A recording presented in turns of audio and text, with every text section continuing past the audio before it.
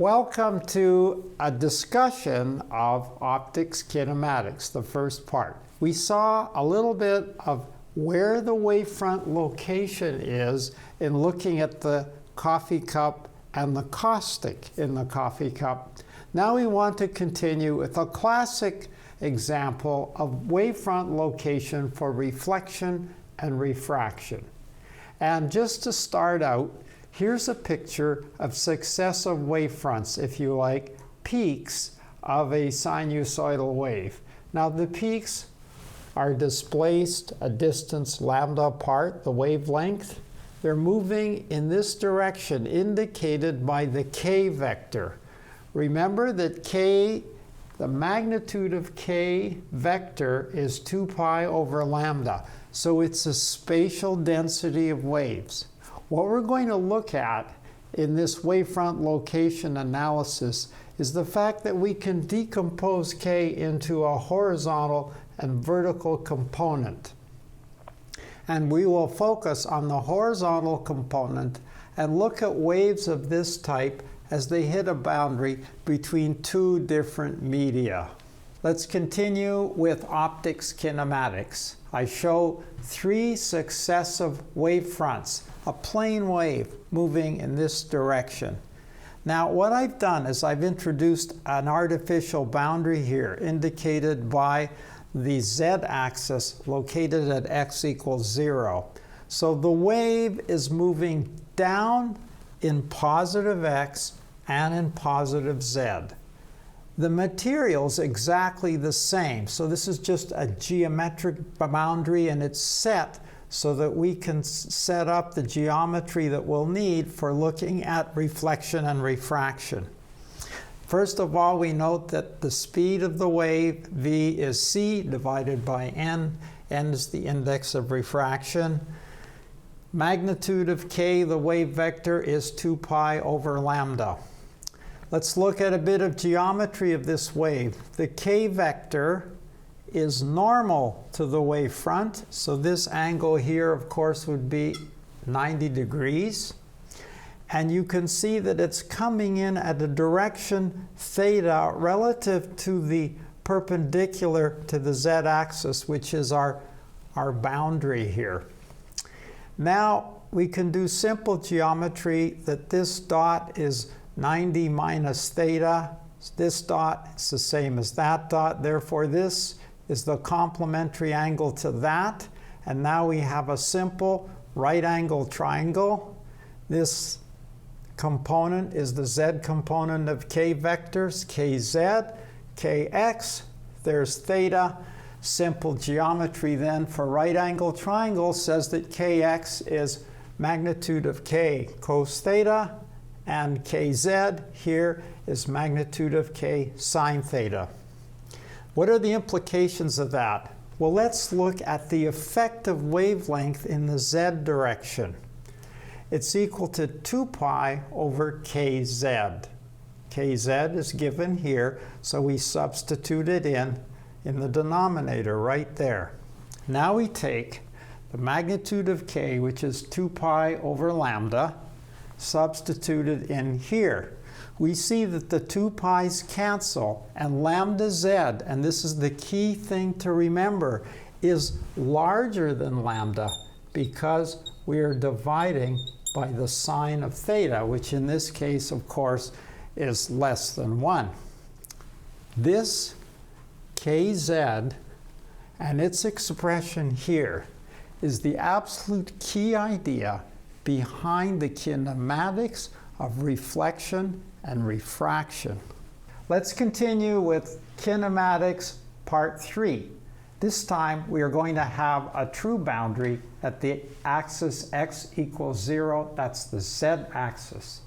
There are two materials. On the top we have air, which is almost a vacuum. It's not exactly, but we'll approximate it with an index refraction of 1.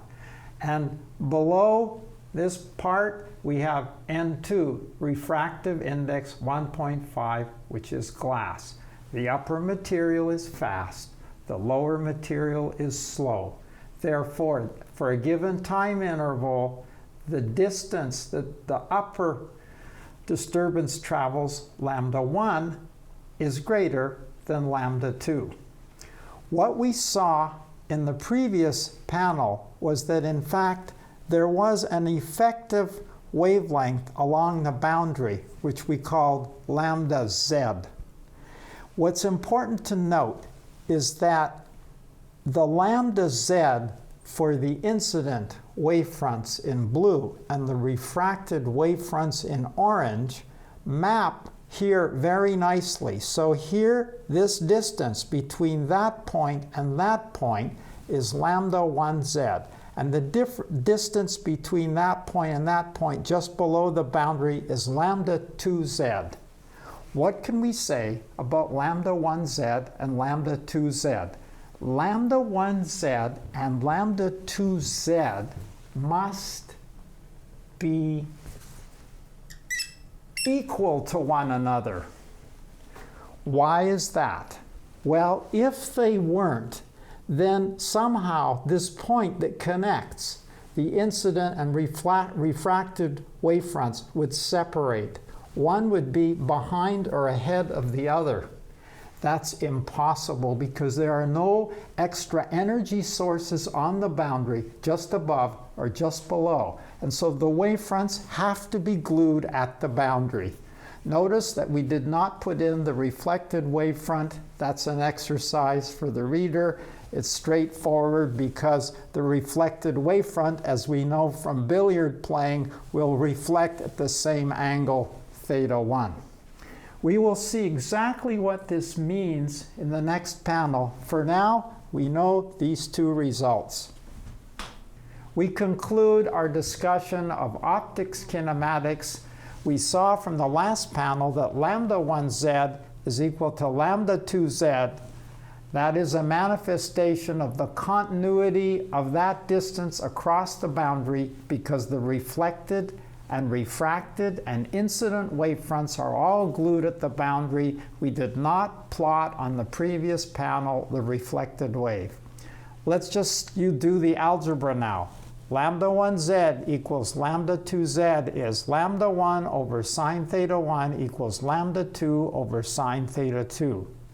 We do know how to write wavelengths in terms of velocity and frequency. We've just rearranged v equals f lambda.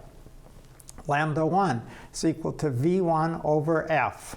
v1 is c over n1. Exactly the same for lambda 2.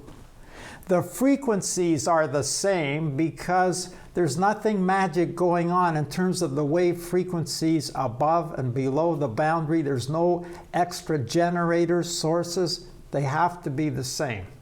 So now we just algebraically substitute these in here. Here is lambda 1. 1 over f, c over n1. Same for lambda 2. And now we notice a bunch of things cancel out. The c's cancel out. The f's cancel out. And what we are left with is 1 divided by n1 sine theta 1 is equal to 1 over n2 sine theta 2. Take reciprocals.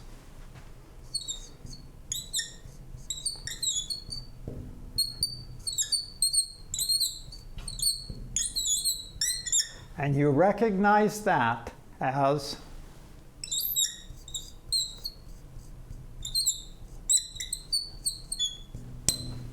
and we have an explanation simply based on two things: the continuity of the wavefronts at the boundary and just decomposing the wave vector k into horizontal and vertical components.